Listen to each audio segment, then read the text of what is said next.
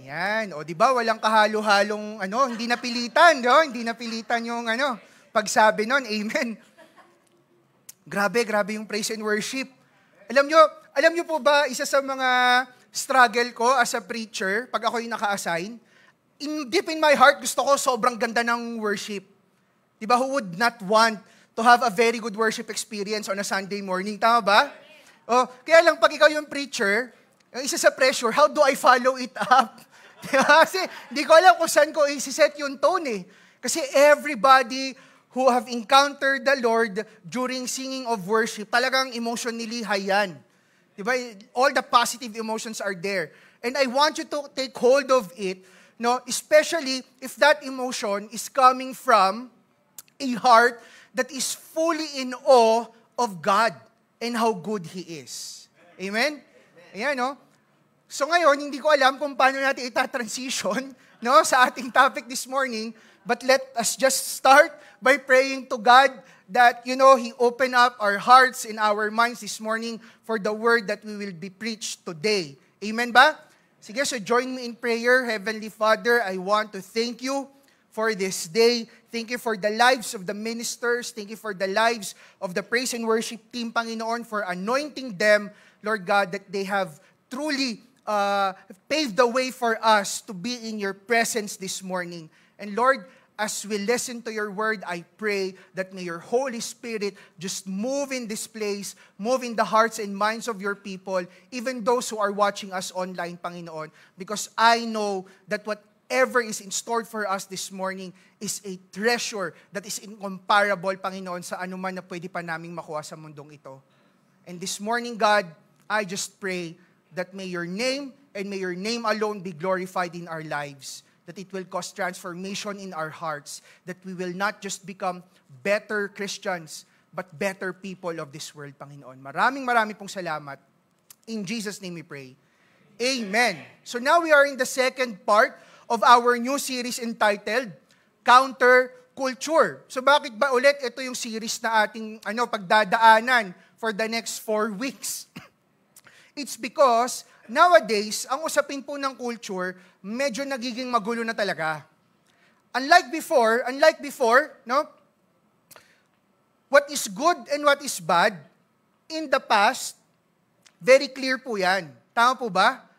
And almost anywhere in the world, anywhere you go in the world, magkakaiba man ng bansa, magkakaiba man ng lingwahe, magkakaiba man ng, cultural background as a nation, there is what unites the whole world of what is morally good and morally bad. But nowadays, sobrang gulo na niya. Sobrang gulo na niya. Now, why is it a concern of a church? Because, sigaw nga tayo ng amen, do we want more and more people to attend our services? Amen? Do we want to see more and more people, hindi lang atin dito, pero talagang gugustuhin nilang sumama sa atin every Sunday? Gusto natin yun, di ba? Yeah. And you know what? Meron kasi tayong tinatawag sa industry of sales and marketing. No? I've been a medrep for the past 10 years. Siyempre, may goal kami to hit the sales quota. Numbers po yun. No? Kaya pagka-sales kayo, mapupurga kayo sa Excel. Araw-araw na lang na ginawa ng Diyos, pagkagising mo sa umaga, Excel agad ang kaharap mo. Di ba? Tapos puro numbers yan. Now, in my experience as a medrep, kasi nga, nakafocus talaga kami na dumami ang benta, gagawin namin lahat para kumagat yung mga client namin. No, gagawin namin lahat. Kasi yun ang goal eh. Yun ang goal. And you know what? Dumarating kami sa time na hindi naman namin kultura, pero i-embrace namin to please the clients. Kasi pag di namin yung gagawin, hindi kami bebenta. Di ba? Classic example. Si Pastor MJ po hindi umiinom hindi ako naglalasing. Hindi ako naglalasing. Kasi, nung buhay pa si Papa, nung bata ako, nakita ko na siya malasing, ayoko na itsura. Ayoko na itsura nun. Di ba? Alam naman ni Papa yan, di ba? So ayoko na itsura niya. Kaya nung bata ako, sa mind ko, ayoko nang malasing. No? Pero, nung medrep ako, I was forced to join sa mga inuman. Not to drink, but to be there.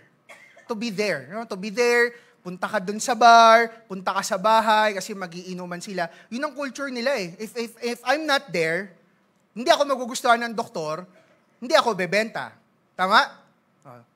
No? Ngayon, ba't ko yung kinukwento? Kasi maraming churches nowadays, kahit kami minsan, pag nag-uusap-usap kami ng mga pastors, there is a pressure in us that because we want many people to attend the church, sometimes it puts churches into a position na instead of our culture, instead of the culture of the Bible, to be the one to influence the world, ang nangyayari, we adjust to the culture of the world just so that they will be comfortable attending here. Now, don't get me wrong, brothers and sisters. It's not our goal to make anybody uncomfortable. Tama po ba? Hindi natin goal yun. Hindi natin goal na pag may pumunta dito who looks different, who acts differently, maging uncomfortable sila. Hindi yun ang goal natin. But, it is not also our goal to put them in too much comfort that we lose the whole point of why we are here every Sunday. If I will ask you, brothers and sisters, why do we go to church on a Sunday morning? It's a very basic question. Bakit? Christian ako eh. Yun ang pinaka-basic na sagot siguro doon. No? But why is it really needed for us to have Sunday fellowship? Bakit po kaya? Maganda matanong natin yun sa sarili po natin. Kasi if there's no clarity of why we are here every Sunday, if there will be no clarity of the whole point of what we are doing here, di ba nagpa-practice ng matinding praise and worship, yung tech booth, alam niyo po ba, pagka na-delay lang ng 2 seconds yung video, nagkakagulo na sila doon. Chaos na doon. No? The preachers are really, we meet every week to scrutinize kung ano po yung sasabihin every Sunday. But at the end of the day, what is the whole point? If we look back in the Bible, if we look in the lives of the early Christian believers, this is what we will observe. They meet every week to empower one another to do the mission for the coming days. Are you with me? The early church, that's what they do. Especially nung nag-ascend na si Jesus Christ. Sila-sila na lang eh. Diba? They meet every week to empower one another for what cause? Para ba mas maging magaling na employee? Para ba mas maging magaling sa business? Para ba mas gumaling yung mga skills nila? Kasama yon. But the bottom line is, they meet together, empower one another, for what purpose? To do the mission. Na dapat sa upcoming week, ready ang mga Kristiyano to go and make disciples. That's the whole point. Now, brothers and sisters, the reason why we are having this series is because we want to prepare the church that instead of the world's culture infecting us, we bring out to them the culture of the Bible. Because that's the mission. Tama po ba? Maganda mag-aral tayo ng Bible talaga. Kung makaka-attend nga kayo ng OIA, talagang attend kayo doon. No, sobrang life-changing siya. No? You will fall in love in the Bible in a different way. Di ba? But ang buhay ng Kristiyano, hindi lang po yan yung alam mo lahat dito. The whole point of us knowing the Word of God, the whole point of us listening to the Word of God sa mga preachers is so that we can live it out. So that the culture of the Bible will be seen by the world. Ang ganda ng topic natin po last week, di ba? Salt and light. Each of us are called to become salt and light. We are to go out there, live out the Word of God, and let the people know that we are Christians, not because of what we say, not only because of what we post in the Facebook, but because of what they see in our lives. And it should begin from the inside. Now, here's what's challenging at times. Kilala niyo po ba to? Di ba? Sa mga hindi nakakilala, yan po ang aking favorite Marvel superhero. Siya po ay si Incredible Hulk. Ha? Si The Flash, hindi. DC po yun, pastor. Iba yun, no? 2 days ago, nag-usap kami ng wife ko. Sabi niya, maghanap daw kami ng t-shirt ni Hulk. Para daw yun yung susuotin ko pag nag-preach. Sabi ko, love, it's a very creative idea. Kaya lang, baka hindi ako seryosohin ng mga tao sa church. Di ba? Ba't ko pinakita si Incredible Hulk? Incredible Hulk is my favorite Marvel superhero kasi, for me, he's the strongest. Huwag na po tayong magdebate doon. Bias yun, no? Sayang wala si yung isang kapatid natin na very passionate sa Marvel, no? Bias na yun, no? Favorite ko si Hulk, sobrang lakas ni Hulk. And you know what? Si Hulk po, originally, isa po siyang mahinang tao, matalino, super talino, Dr. Bennett. Yun, no? Favorite ko, nakalimutan ko no? No, sobrang hina. Kaya lang, pag ginalit nyo si Hulk, patay ka. Diba? Ano yung famous line ni Incredible Hulk? You don't like me when I'm angry. Patay ka dyan. Kasi pag ginalit mo si Hulk, magiging halimaw yan. Tapos magwawala yan. Tapos lahat ng makita niya on his way, sirain niya talaga. And no one can stop him. Kasi galit siya Ngayon, tinignan ko yung sarili ko, bakit ko ba paborito si Hulk? May part ba sa akin na pag ako nagalit, gusto ko, no one can stop me? Or here's another question. Have you ever said to someone, or have you ever thought, sa thoughts mo lang, sinabi mo, huwag mo akong punuin. You will not like me when I'm angry. No, don't me. Huh? Here's the thing. Kahit po anong, ito na-prove ko to, no? Walang tao na mabait enough para hindi siya magalit. Sino po ba dito ang never pang nagalit sa tanang buhay niya? And you know what I discovered? Yung mga tao, madalas po hindi ko nila lahat, marami sa mga tao na hindi nagagalit sa iba, nagagalit sila sa kanilang mga sarili. There's still anger.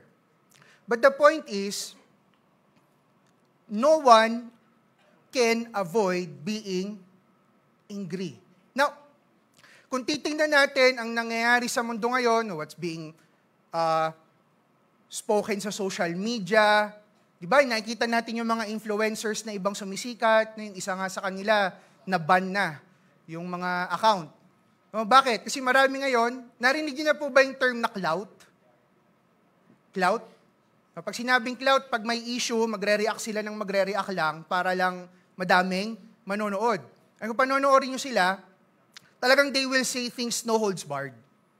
What's the message that's being conveyed?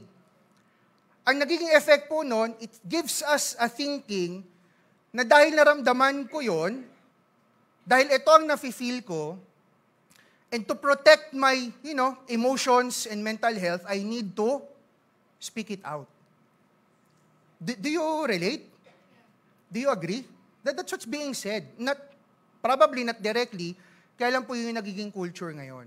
And you know what? Kung sino po yung pinaka-victim nun?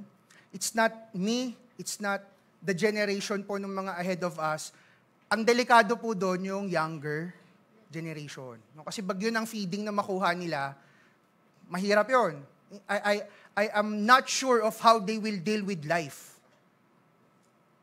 Kaya nga this morning, our topic will be anger management. Isang brother kanina sabi sa akin, magwawala ka ba, pastor? Sa harap, sabi ko, hindi naman. Hindi naman. Pero tingnan natin, biro lang. Now, what does the Bible say? Or what story can we see from the Bible kung papaano ba dapat ang isang Kristiyano or isang follower of God would handle the emotion of anger? Because again, none of us are excluded here. And to be honest, the higher the leadership position you are in the church, the more times you will feel, piro lang, no? Kasi minsan kami magbabalitaktakan talaga ng matindi . And it's inevitable that many times we feel angry. Amen? Ayan, no? Di ba? And not only inside the church, syempre sa personal lives natin. Now, let's see from the Bible, ano ba nga talaga ang sinasabi na dapat maging culture ng isang church when it comes to managing their anger. Now, our scripture will be coming from the book of Matthew, just like last week. So recap lang, ang book of Matthew po, the author is obviously si Apostle Matthew. Dati po siyang tax collector bago siya naging follower of Christ, no? So isa siya sa pinakakinamumuhian dati. And the audience of the book of Matthew is the Jewish Christians. Now, bakit ko po ito ulit ini-emphasize? When we read the book of Matthew, and now that we know that the audience is the Jewish Christians, this is how we should respond to whatever we read from this book. Kung ano yung mga mababasa natin, kailangan po ang isipin natin, am I living this way? Kung ano po yung makikita natin mamaya na sinasabi dyan, how to manage your anger, the response should be, so dapat pala pag nagalit ako, ganito ako magre-respond. Kalimutan nyo na po muna yung ibang tao. Kung magiging selfish man po tayo, ito ang magandang time. Focus on yourself. Okay po ba yon? Huwag muna yung po nang isipin kung paano mag-respond sa anger yung ibang tao. Ang isipin nyo po muna, sarili nyo. Because at the end of the day, makokontrol nyo po ba yung ibang tao? No. Ako po, kahit pastor, even no matter how passionate I am to push the church to really, do and go and make disciples of all nations, at the end of the day, I cannot force any of you. Tama po ba?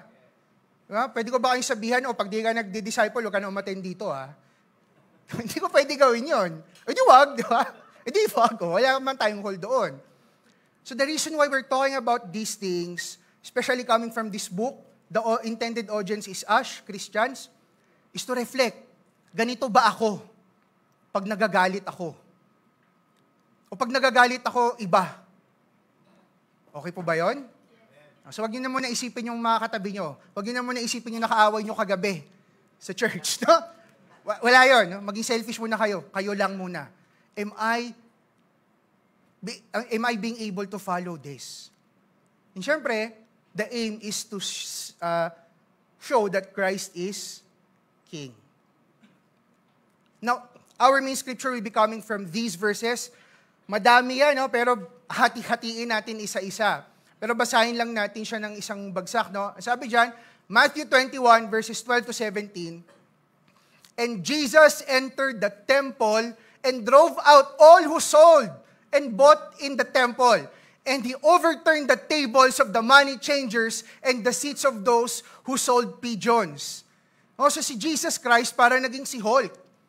Ganito yung umpisa ng story. Pagpasok ni Jesus sa temple, pinag-overturn niya yung table, pinalayas niya yung mga nagtitinda, ang intense agad, di ba? No? Imagine si Jesus ginawa yun. So mamaya, yung mga magtitinda sa baba, joke lang. Joke lang. Yan, no? Kasi, pagbaba, gaganunin yung mga table nila, di ba? Hindi yun, ha? O tingnan natin kung ano ba nangyari talaga dyan. Ano ba yan? Bakit nagwawala si Jesus? Bakit si Jesus na benevolent, full of love, who came down to earth to die for our sins because of love, ba't siya nagwawala? Huh? Verse 13, he said to them, it is written, my house shall be called a house of prayer, but you make it a den of robbers. And the blind and the lame came to him in the temple, and he healed them. But when the chief priests and the scribes saw what the wonderful things that he did, and the children crying out in the temple, Hosanna to the Son of David, they were indignant. And they said to him, do you hear what these are saying?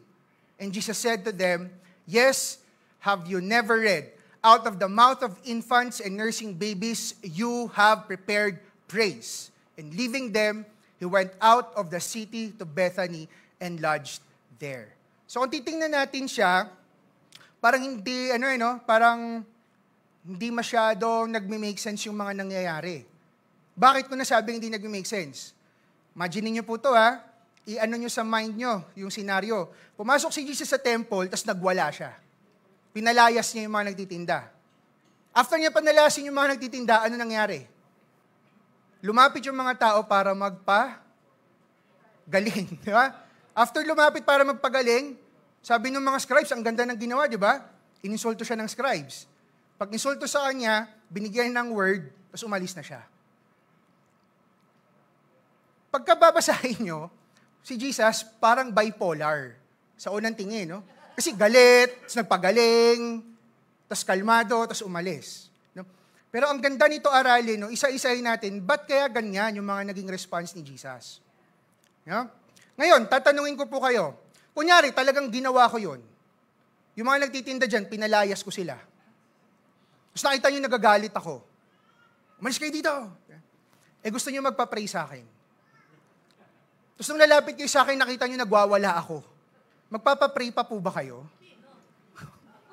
Hindi na, di ba? Hindi na. So, kasi nakakatao. Ba't nagwawala yun? Di ba? O baka ako ipag-pray, di ba? Diba? Baka ako yung i-cast out, di ba? Pero dito kasi, nung nakita ng mga tao, nung mga lame, nung mga blind, after magwala ni Jesus, anong ginawa nila? Lumapit sila para magpagaling. Alam niyo po, pag babasahin niyo siya ng ganyan, you should ask those questions. Bakit? Bakit ganun yung nangyayari? Nagwala eh. Sige, baka ma-preempt ko yung mga tanong eh. Ayan, no? So ito yung mga questions na sasagutin natin this morning. What really made Jesus angry? Nagagalit ba siya kasi nagtitinda yung mga tao? Diba? O, alamin natin. O kung yun nga, bakit? O ayan na naman. Second question na sasagutin natin, what does the scripture say about anger? Bawal ba talaga magalit? Pag ba ang Kristiyano nagalit, uli, Christian ka pa naman. Uy, pastor ka pa naman, nagagalit ka. Relax lang. Huwag ka magalit. Bawal. Bawal ba? Si Jesus nga nagwala di ba? So ano yun? Ba't ganon? And then number 3 question, how did Jesus demonstrate what the scripture says? So unahin natin yung question number 2. Ano ba talaga sinasabi ng Bible about being angry? No? Sabi sa Psalms chapter 4 verse 4, basahin nyo nga po ng malakas sabay-sabay, 1, 2, 3, go.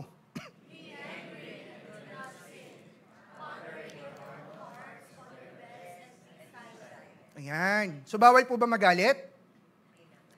Hindi naman. Ang utos nga dyan, be angry. Hindi, biro lang. No? Hindi ganun yun ha. Hindi tayo inutosan para magalit ha. Kasi sabi dyan, kung magalit ka. And do not sin.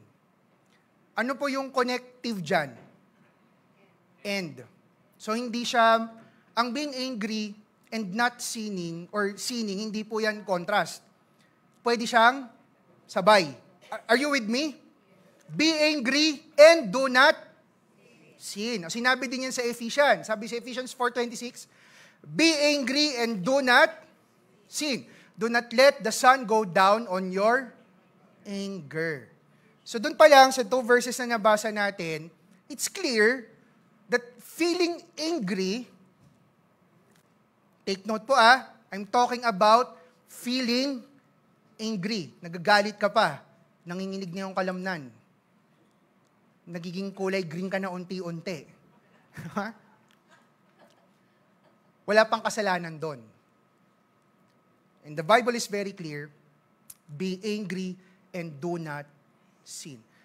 What's tricky here is, almost all the time, again, take note, almost every time, when we feel angry, it causes us to sin. So here's the question. So paano yan? How is it possible? Sa lahat po ng beses na meron tayong nasaktan because of our words, sa lahat po ng beses na meron tayong, alam mo yun, naghiganti tayo, in little ways or in big ways, gumanti tayo. Ano pong emotion yung pinanggagalingan nun? Galit. Tama po ba? Pag kayo po ba natutuwa kayo sa isang tao, sasaktan nyo siya? intentionally? Hindi. Kailan po ba tayo nananakit ng kapwa? Pag galit. Di ba, ang daming churches, galit daw sa homosexuality. No? Anong nangyayari sa US? Mga churches doon, magmamarcha, tapos may mga hawak na placard, ano nakalagay? Go to H. Hindi heaven. No? Saan nanggagaling yun? Pag po ba nakita niyo yun, does it reflect the love of God? Ano nagiging effect do sa mga nakakakita? Kaya nagkakaroon ng issue that churches hate the LGBT community. Na-clarify na po natin yan several preachings before. Yes, we are not going to tolerate that lifestyle. But there's a very fine line between being angry at the person and being angry at what they do. Are you with me? There's a very fine line. At kung saan nanggagaling yung galit na yan, it will reflect on how you treat people. So it's safe to say that in almost all the time, that because of our anger, meron tayong intentionally sinaktan tao, it's because our anger was towards the person. Are you with me? Sa mga magulang po dito, pag may ginawang kabalastugan ng anak nyo, natutuwa ba kayo? Galing mo magsinungaling, di kita nahuli dun Galing galing. Siyempre hindi, di ba? Nagagalit kayo. Pero dun po ba kayo sa anak mismo nagagalit?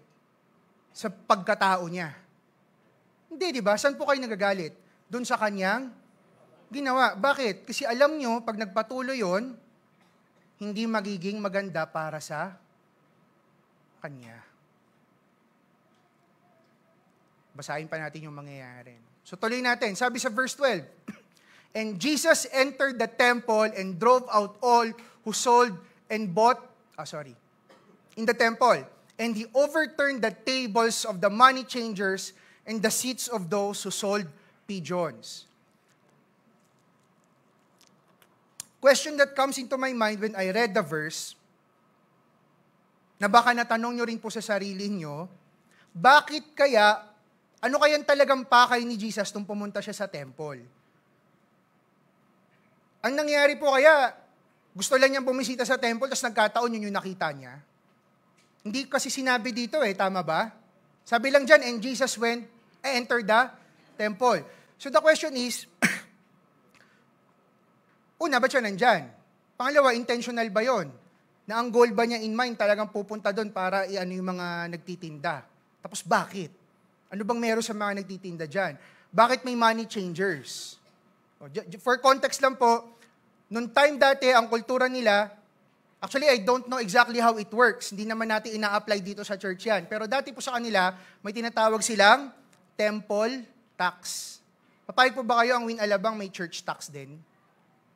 No? Dati meron silang ganon, temple tax. Ang nangyayari nga lang, dahil maraming foreigners ang pumupunta sa temple, ang dala-dala nilang pera is currency from where they are, where they came from. Pagpunta nila sa temple, kailangan nilang papalitan yon. Ang ginagawa ng mga money changers, o sige, para may pambayad kayo, exchange natin. Pero syempre, meron yung bayad. Di ba? Service fee. Yung tawag doon, service fee. O dali, para makapag-tax ka sa temple. Tutulungan kita, palitan natin. May konting fee lang. Yan. No? Now, what was happening before Jesus went to the temple is this. Going back few verses, ito talaga ang nangyayari dyan. Sabi dyan, most of the crowds spread their cloaks on the road and others cut branches from the trees and spread them on the road. And the crowds that went before him and that followed him were shouting, Hosanna to the Son of David, blessed is he who comes in the name of the Lord, Hosanna in the highest. Are you familiar with this scenario? Yan. Ang tawag po dyan, the triumphal entry. This is what was happening before the scenario in the temple. Ba't ko to sinasabi? Imagine, Jesus, when He came to Jerusalem, ang ganda ng salubong sa Kanya ng mga tao. So ano ina-expect mo pag ganon? That He will be in a good mood. Tama ba? O, good mood siya. Kasi ang ganda ng welcoming sa Kanya eh. So pagpunta niya sa temple, bigla siyang nagalit. Ibig sabihin ng malalim yun. Hugot nun. Bakit kaya ganun kagalit si Jesus? O yan yung question. Was this all a coincidence? Same story was mentioned in the book of Mark. The difference is, sa book of Mark po, mas maganda yung chronology. Kasi kung babasahin natin sa Matthew, it's as if, pagka-arrive ni Jesus, dumiretso siya sa temple. Are you with me? Are you with me? Sa Matthew, kung babasahin niyo siya, it's as if, pagdating ni Jesus, ang ganda ng welcome, dumiretso siya sa temple. Pag ganun yung sunod-sunod nun eh. Unlike in the book of Mark, this is what says. Jesus went into the temple after His triumphal entry, went to the temple to look around, then left to Bethany to spend the night. Parang na magulo yun, no? So, ulitin natin. Sa Mark 11, verse 11 to 15, kung titingnan nyo sa verse 11, hindi po yan yung mismong nakalagay na verse. Ang sabi sa verse 11, pagdating ni Jesus after the triumphal entry, pumunta siya sa temple to look around. Tapos siya ay umalis. So, ibig sabihin po, pagdating ni Jesus after the triumphal entry, hindi agad nangyari yung kanyang pagpapalayas.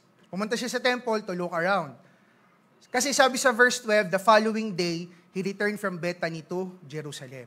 Ibig po sabihin, yung nangyari sa Matthew, nangyari siya kinabukasan. Di ba? Yun yung nangyari. Hindi siya sunod-sunod. And then pagbalik ni Jesus, sa verse 15, yun na. Kaya sa Matthew, pagdating ni Jesus, hot na hot agad siya. Are you following? Kasi nakita na niya eh. Gets? Ibig sabihin, yung basa natin sa Matthew, intentional na siya doon. Are you with me? Ayan. O di ba ang ganda pag kinocross-reference yung mga verses? O yun yung chronology niyan. Marami pa nangyari in between actually, pero ito na lang yung highlight natin. So pagdating ni Jesus, imagine niyo, pumunta si Jesus doon, wow, ganda ng welcome. So punta niya sa temple. Sumuwi na lang siya. Pagbalik niya kinabukasan, pinalayas na niya. O yun yung nangyari. Ngayon ito yung question. Bakit ba pumunta kasi si Jesus sa Jerusalem? Ito po, maganda tingnan din natin. Kasi it also adds up doon sa reason why Jesus, did what He did. Kung babalik pa po tayo few chapters back, actually one chapter lang naman, sabi dyan, Matthew 20, verse 17 to 18, and as Jesus was going up to Jerusalem, He took the 12 disciples aside,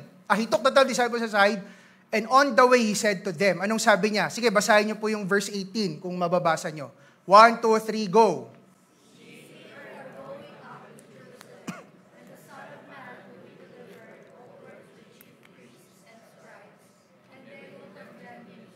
Yun. Nagets niyo ba? Ang reason po kung bakit pumunta si Jesus sa Jerusalem this time around is because He already knows na malapit nang mag-climax yung kanyang ministry. Alam ni Jesus, it's a one-way travel. Pagdating niya sa Jerusalem, wala nang balikan yun. Yun na kasi yun. Bakit yan, Pastor, mahalaga? Ulitin natin. Balik tayo dyan sa verse 12 ng chapter 21. Don't worry po. Mamaya anuhin natin yung story para hindi tayo malito. Okay. So pumunta si Jesus to do His mission. Sabi niya to be delivered to His death. Balik tayo dito sa Matthew 21 verse 12. Ang sabi dyan, and Jesus entered the temple and drove out sino? Who sold and bought in the temple and overturned the tables of the money changers and the seats of those who sold pigeons. For context po, the temple of God in this time, namatay na po ba dito si Jesus? Hindi pa. Obviously, hindi pa. So, ibig po sabihin, their way of atoning for their sins is still through sacrifice ng animals. I hope I'm not losing you. Buhay pa po si Jesus. Ibig sabihin, para humingi ng tawad ang mga believers that time, kailangan pa po nilang mag-sacrifice. Ngayon, ito ang catch. Wala pa pong Transportify dati. Wala pa pong Lalamove. Wala pang Grab Food. Kasi kung meron ng Grab Food, ang gagawin ko dyan, pupunta ako sa temple, bubuksan ko yung cellphone ko, magkano ba ang lamb chop? Sa sacrifice ko kasi eh. So order ko, tapos i-deliver. Tama? Noong time po na to, wala pa. So kung wala kang ganon, anong gagawin mo? Kung sa malayo ka pa galing, bibit-bitin mo ang pang-sacrifice mo. Tama? Sobrang hassle. Diba? Ngayon, yung mga magaling sa negosyo, anong naisip? Uy, may demand. Merong need. O ganito, para hindi na kayo mahirapan, dito nyo na lang kunin. Bait, no? Para hindi na kayo mahirapan, dito nyo na kunin. Bilhin nyo na lang sa amin.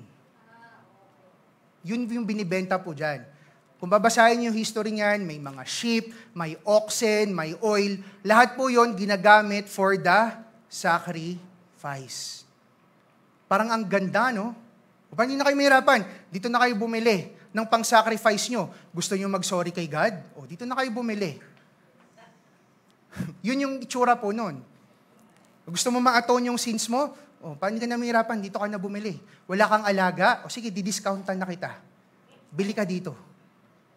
O syempre, hindi yan bentang palugi, tama? Nakita na ba kayo ng negosyanteng nagbenta ng mas mura pa dun sa value? Di ba? Hindi magaling yun. Magsasara siya. Not unless ang purpose mo is to help. Tama? Not unless the purpose is to help, bibilin mo yon, ipapamigay mo para kang philanthropist. But this time, hindi ganyan yung nangyayari. Syempre, may tubo. Nakikita niyo na po ba saan nanggagaling yung galit ni Jesus? And syempre, yung mga money changers, may charge yun. Now, kanina, ang sabi natin, Jesus came to do His mission. To die on the cross for the atonement of sins. May siningil ba si Jesus sa mga tao doon? Meron? Meron bang babayaran tayo para makuha yung salvation? Wala. Hindi nang maaabutan ni Jesus, pinagkakakitaan yung purpose ng temple. This temple was the very temple that was established in the Old Testament. Ito po yung temple na na-envision ni David, na ginawa ni Solomon. Ito po yun. At ang purpose nun is for people to be united with God. And what did the people during this time do? Pinagkakitaan nila.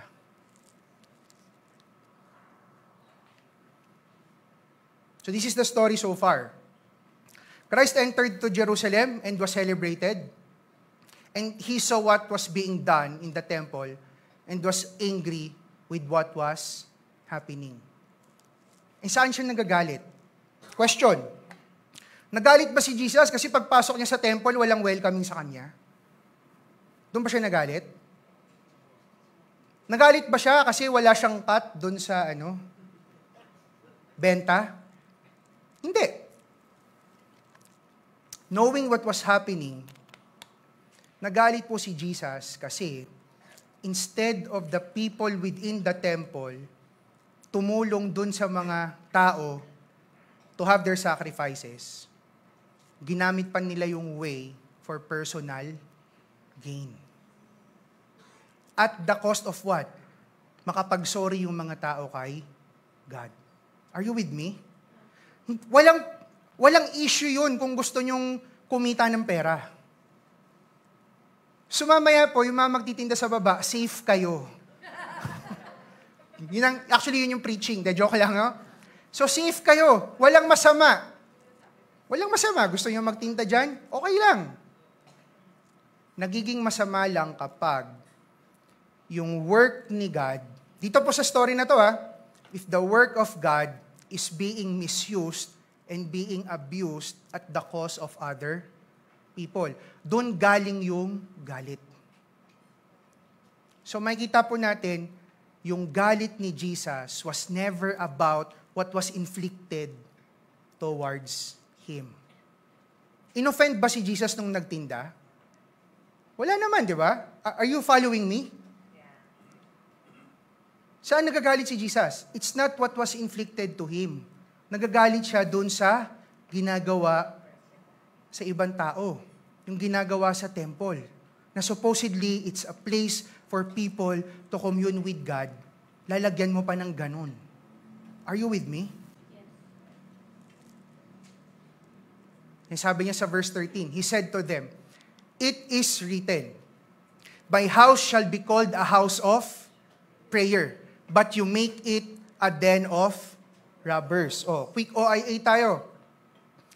Ano yung kino-contrast dyan? Kasi may but. Sorry sa mga hindi nag-OIA. Pag may nakita po kayong but, ibig sabihin, may word or phrase na kino-kontra doon sa sumunod. Are you following? O dito po, ano yung pinagko-contrast? House of prayer, tsaka? Diba? So, ba't kaya? Kasi, so ang opposite ba ng house of prayer ay den of robbers? Yun ba yun? Tsaka bakit sinabi ni Jesus, it is written, My house shall be called a house of prayer, but you make it a den of robbers. May nagnakaw ba dyan? Ano yung ginagawa? Pag nagtinda ba, ninakawan ka? Magagalit ka ba pag bumili ka, tapos pagbayad mo, ba't mo ako ninanakawan ng pera? Hindi naman, di ba? Exchange of goods eh. Ba't kaya ganyan?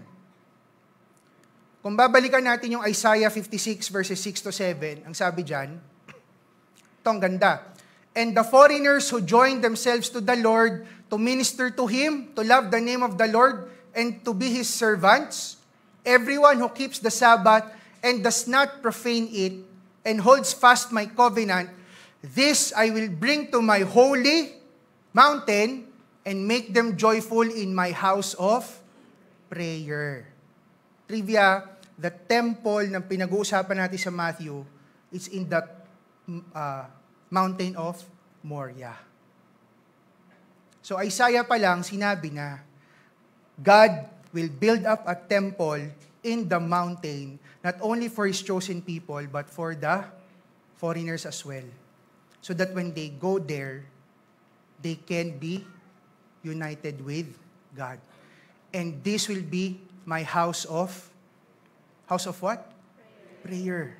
Now, the word prayer here is the same word na ginagamit when they worship God, when they devote themselves to God. So, hindi po yan literal na prayer lang.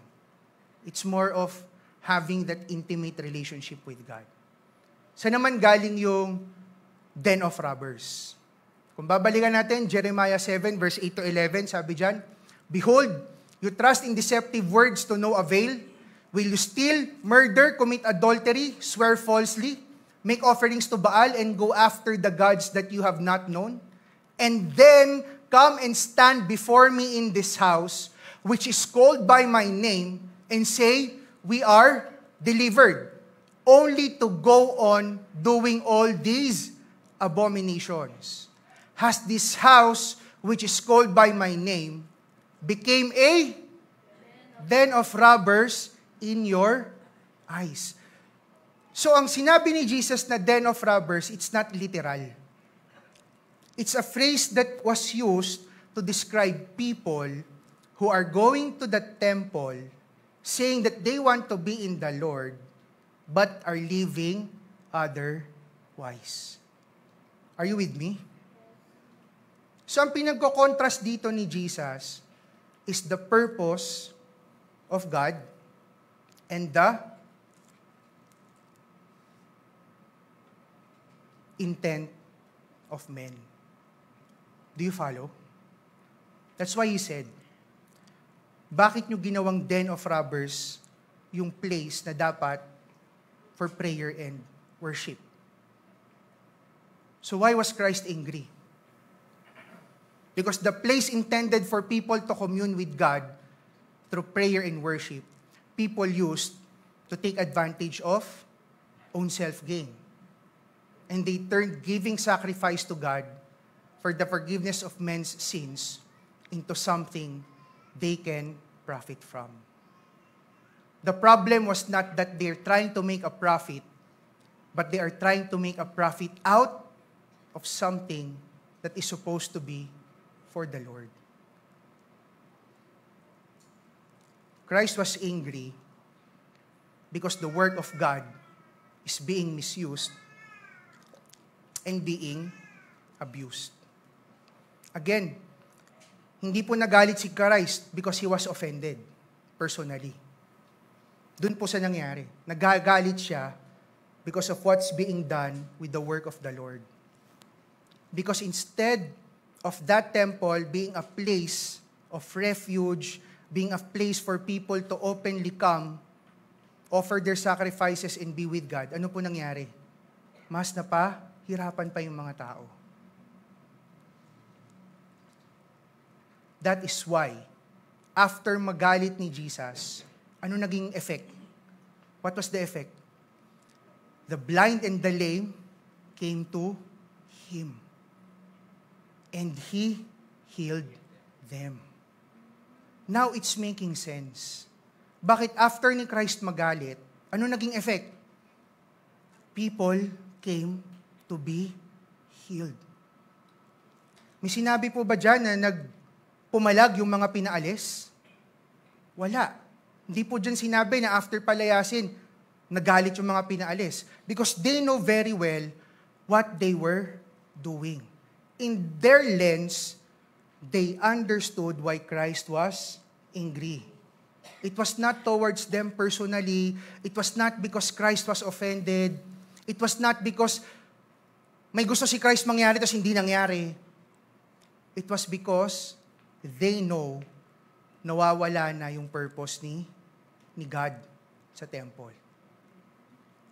Kaya after ni Christ magalit, because of that, now there's a way for people to really, truly experience God. That's why they came to be healed. The outcome was the wrongdoers were convicted. And the people saw hope for what they need from God. People get to experience the work of God in their lives. Makikita po natin dito, brothers and sisters, that we can be angry and not sin. Ano po yung clue natin? If we react, if our anger is coming from self-gain, and you react on it, most likely, you will fall into sin. Example, may nasabi sa'yong hindi maganda sa usapan, and you took it personally. Ano naging respond? May sasabihin ka rin hindi maganda. Anong purpose nun? To inflict pain because you got hurt. That is when we sin. Ay, bumalik yan. But dito, makikita natin, the anger of Jesus was not for Himself. It was for the people.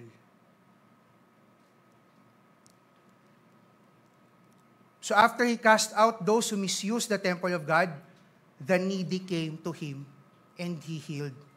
Kulang ng M. He healed them. So many times, in my walk with the Lord,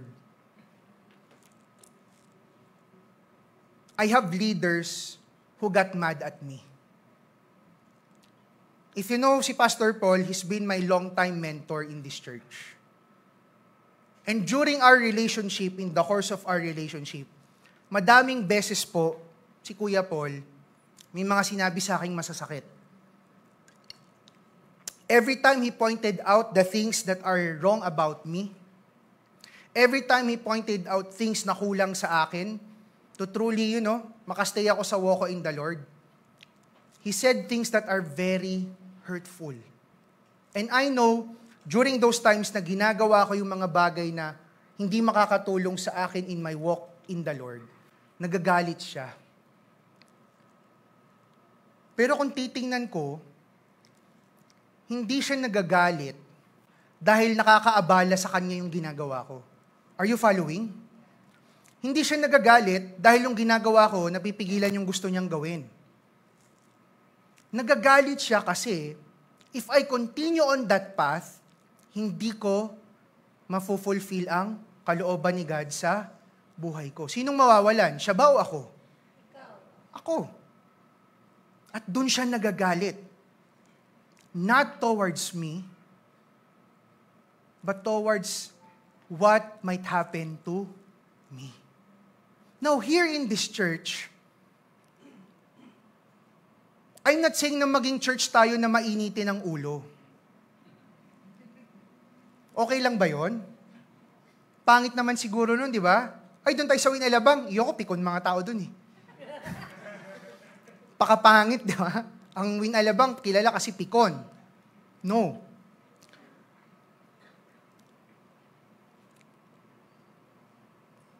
Let us just be very mindful. Saan nang gagaling yung galit na yan?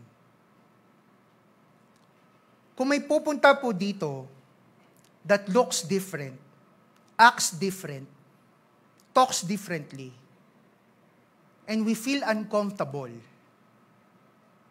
pupunta dito, nag-preach kami, nagustuhan niya yung sinabi namin, biglang napamura. Uy, galing pastor ah. Na-bless siya eh. Napamura siya, galing nun ah. Uncomfortable, di ba? Sarap paalisin, no? Preaching, mumura ka dyan.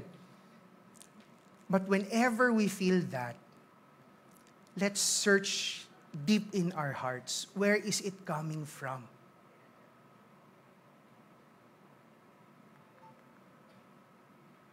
Ayan na, sabi sa verse 15, but when the chief priest and the scribes saw the wonderful things that he did, and the children cry out in the temple, Hosanna to the Son of God, so the Son of David, they were indignant. Indignant po ibig sabihin, sorely displeased. Sobrang di nila nagustuhan. Nung nakita nila yung ginawa ni Jesus na ang ganda, nagpagaling siya, tapos nag-worship yung mga tao sa kanya, they were sorely displeased. Anong ginawa nila? And they said to him, do you hear what these are saying? And Jesus said to them, yes. Have you never read? Out of the mouth of infants and nursing babies, you have prepared praise. Just for ano lang dito, galing po yan, no? Sa Psalms 8 verse 2 yan. Na bakit ko ito pinapakita? Ano na ba nangyari sa story? After he healed the people, anong ginawa ng mga chief priest? They insulted him. Eto na, may ginawa na talaga to really offend Jesus. Do you see the difference? When Christ entered the temple, wala pang nangyayari to directly offend him. After doing the work of God, ano nangyari? Ininsulto siya. How did he respond? With the word of God. And then he left. Ang ganda ng contrast, di ba? Hindi si Christ nagalit nung siya yung ininsulto. Saan siya nagalit? Napipigilan yung mga tao to freely come to God. Do you see now the difference? Christ demonstrated, yung sinasabi sa binasa natin kanina sa Psalms and Ephesians, be angry and do not sin. Kung titingnan natin, namatay. Ba't nagawa yun ni Jesus? Ayun, leaving them, he went out of the city to Bethany and lodged there. Di na niya pinansin. Now, to answer the questions, what really made Jesus angry? The purpose of God was misused for self-gain. What does the scripture say about anger? Be angry and do not sin. Now, how did Jesus demonstrate what the scripture says? He did not react towards the insult personally. Bakit? Kasi ang desire naman ni Christ was not for himself. His desire is for the work of God to be fulfilled. Ano pong difference ng water filter sa water purifier? Ang water filter, yun yung nilalagay po natin sa gripo. Para paglabas ng tubig, mukhang malinaw. Di ba? Gumagamit po ba kayo sa bahay? Strainer. Question, pag may water filter po ba at lumabas na yung tubig, iinumin nyo na? Hindi. Bakit? Hindi mo alam saan galing. Na-filter lang naman eh. Unlike if the water was purified, you know the source itself is very clean. Kaya nga nagbabayad tayo ng 25 pesos per basyo. Ganun ba yung price sa ano nyo? Di ba? Kasi purify yun eh. So what am I getting at here? When we feel angry, for us not to sin, don't mind too much about filtering. Because sin starts from the heart. If we will not manage what is within us, what will come out of us will be affected. Abundance of the heart, the mouth speaketh. Sabi ni Jesus, pwedeng hindi mo pinatay yung tao, pero sa isip mo, pinatay mo na siya. Ano na daw yun? It's murder. So what was the secret of Jesus? Na nagalit siya pero hindi siya nagkasala. It's because from within, he was so centered to God that he doesn't take any offense that is done towards him. Nagagalit siya what people might lose if they do not meet God. Tayo po, pag may nakita tayong kapatiran natin na hindi ginagawang maganda, hindi sinasabing maganda, sa labas na lang, yung mga hindi pa po nakakaintindi ng pinapaniwalaan natin about the Lord, and they do things that are seemingly offensive, and we feel angry, balikan natin saan ba nanggagaling yung galit na yan. One lesson I will never forget from Papa. Wala ba si, joke lang. Saan ka? Nung bata po ako, galit ako sa mga LGBT. May hate talaga. Wag i-cut to baka maano tayo, ma-out of context. When I was young, I really hate them. And sinabi ko yun kay Papa, sabi ko, ba't kasi ganun? Nakakainis sila. You know what Papa told me? Wag mo kalimutan, the same Christ who died for you is the same Christ who died for them. Wag kang magalit sa tao. Dun sa ginagawa. Kasi pag nagpatuloy sila dyan, sila ay mapapahamak. Where is your anger coming from? Is it personal offense? Is it inconvenience? Or are you angry because what is being done will drive people away from God? Because our desire is supposedly to bring people to God. That's why in this church, we don't tolerate sin. Amen? Not because hindi dahil gusto nating magpapogi. In this church, when people come here, they want to know God, they're struggling with sin, tutulungan natin sila magbago. Not because we hate who they are, but because we hate the spirit that is working within them. And it's gonna pull them away from God. Kailan lang mangyayari yung ganong galit? Kung ano yung core ng heart natin. Are you with me? When I was still in Unilab, there were times I was really tempted to do compromises. Pakonti-konti. Just para makapasa lang sa requirement. And then my boss spoke to me. Galit na galit yung boss ko nung nakalaman niya. But I really appreciate my boss that time. Kasi ang sabi niya, MJ, para sa'yo to. Di ba may mga pangarap ka?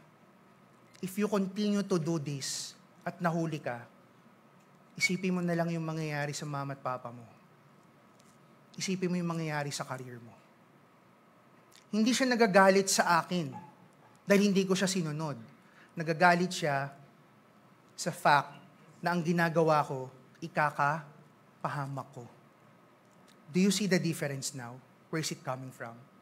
Now, all those times na natitrigger tayo, At mamaya, pagbaba natin, na-trigger ulit tayo.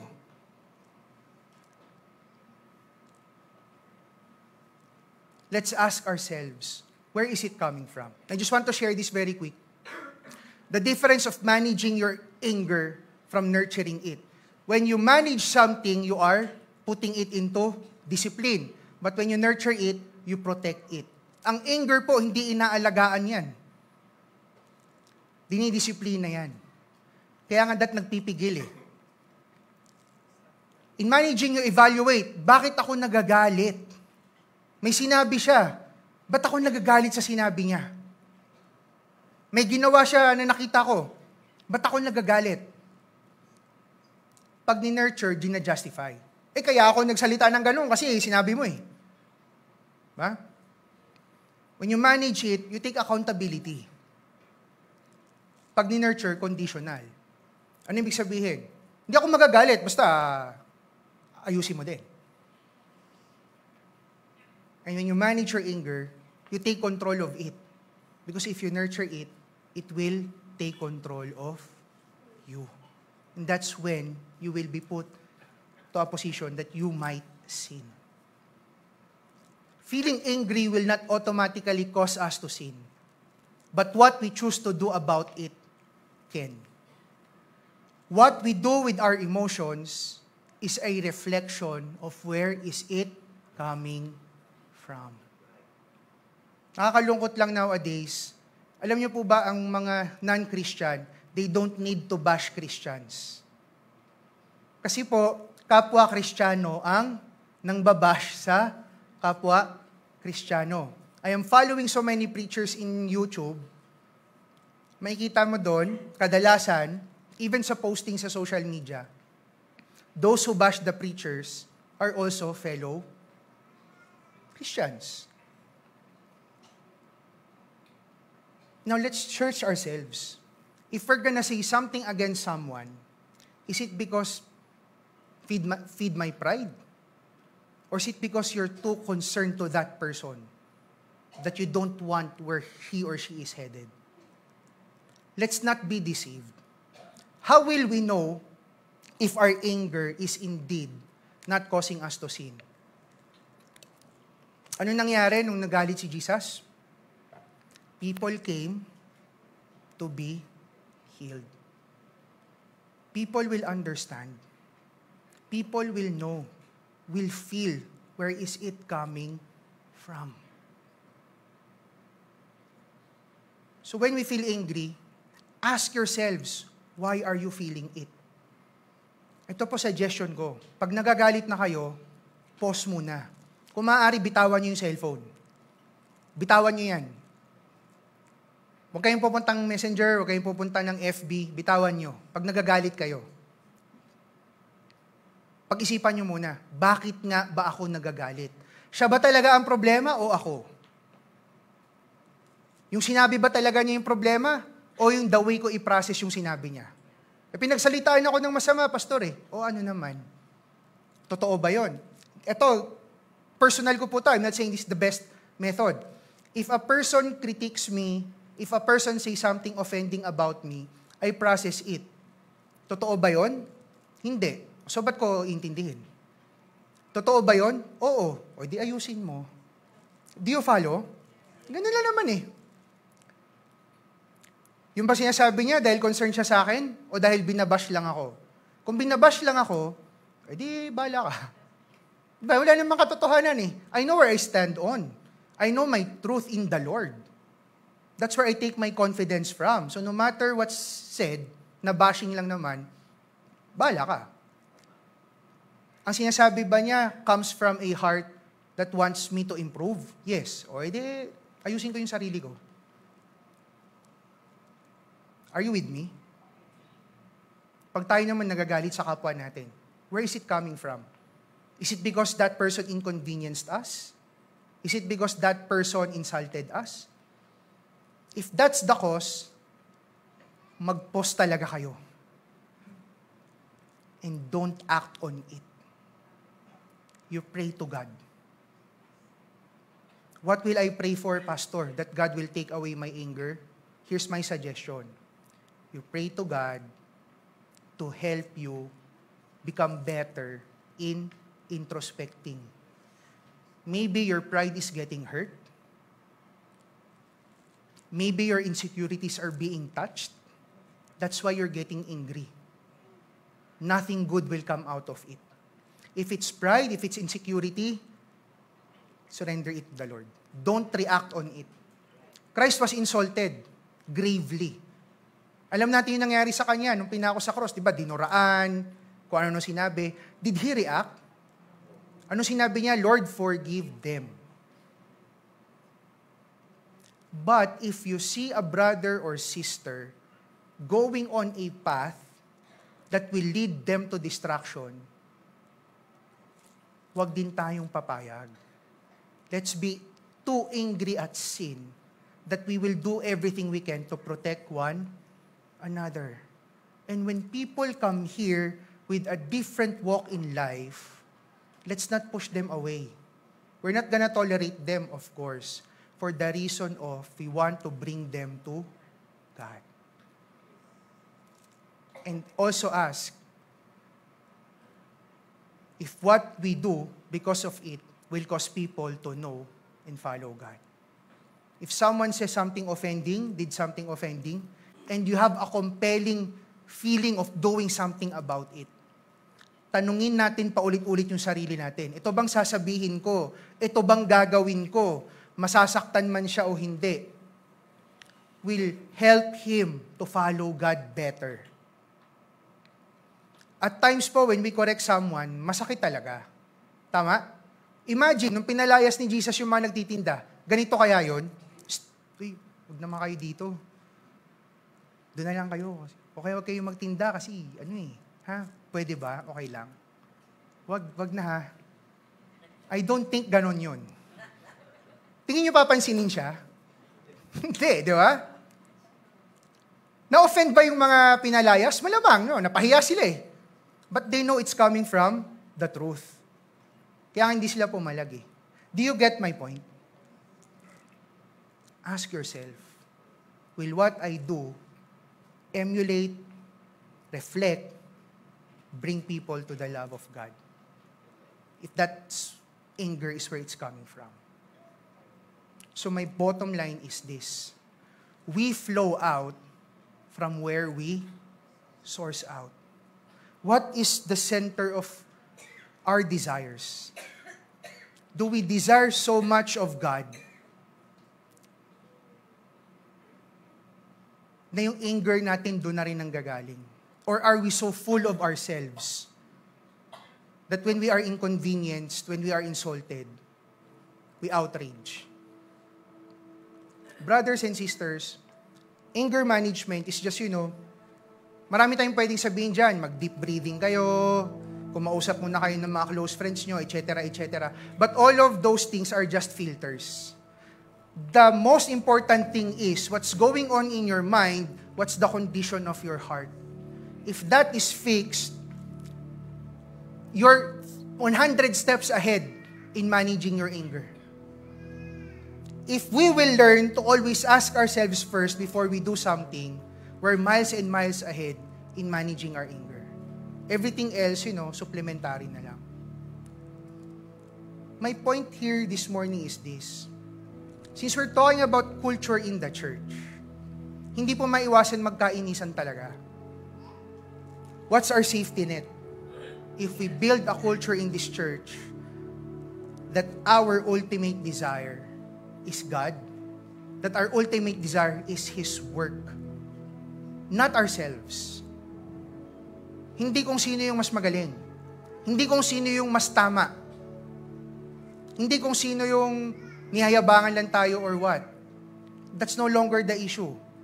Hindi kung sino yung sumusunod sa religious practices o hindi.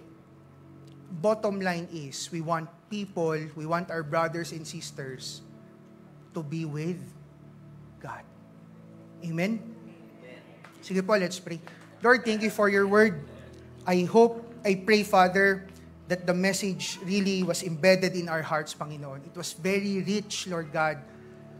Anger management is so much more issue, Panginoon. It's an issue of our hearts. So I pray for each and every one of us. I pray for this church, Lord, that at the end of the day, you are our ultimate desire. Help us, Lord, to every day surrender ourselves to you, to every day carry up our cross, so that in everything we do, Lord God, in everything that we feel, in every reaction that we will make, it will be all towards you, Father. So I lift up my brothers and sisters to you. I lift up this church, Lord, that we will truly become a church with a culture that is anchored into your word, anchored into your truth, anchored into your love. Maraming salamat po, Panginoon. We lift up to you all the praises and glory. In Jesus' name we pray. Amen.